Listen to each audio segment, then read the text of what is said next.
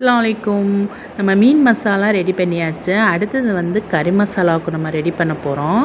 கறி மசாலா பொடி எப்படி ரெடி பண்ணலான்னு வாங்க வீடியோக்குள்ளே போய் பார்ப்போம். நம்ம வந்து ஒரு 1/4 கிலோ ஜீரகம் எடுத்திருந்தோம்.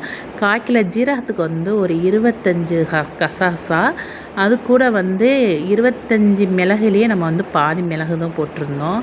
அது கூட வந்து ஒரு 50 மஞ்சள், 50 சோம்பு, அது கூட வந்து ஒரு 50 முந்திரி பருப்பு, 50 பாதாம் பருப்பு. நம்ம பாதாம் பருப்பு முந்திரி பருப்பு போடும்போது கறி குழம்பு செம்ம டேஸ்ட்டாக இருக்கும். நம்ம வந்து 50 மல்லி போடணும். 50 மல்லி நம்ம எதுக்கு போடுறோம்னா, நம்மளுக்கு வந்து குழம்பு வந்து நல்லா திக்காக இருக்கும் தண்ணி இல்லாமல். அதுக்கு தான் மல்லி போட்டு நம்ம வந்து அரைக்கும்போது சூப்பராகவே இருக்கும் குழம்பு. நல்லா எல்லாத்தையும் நல்லா நம்ம வந்து கலந்து விட்டு நல்லா வெயிலில் காய வச்சிடலாம். ஏன்னா எல்லாம் காய வச்சு ஒரே ஒரு தப்பு மட்டும் பண்ணிட்டாங்க நம்ம ரைஸ் மில்லில். நான் வந்து மிளகா பொடியே சேர்க்கக்கூடாது, அந்த அண்ணன் வந்து காஷ்மீர் மிளகாத்தூள் சேர்த்த இதில் போட்டு ஆட்டுறதுனால ரொம்ப சகப்பாக இருக்குது, காரமாக இருக்கும் போல், என்னன்னு தெரியல.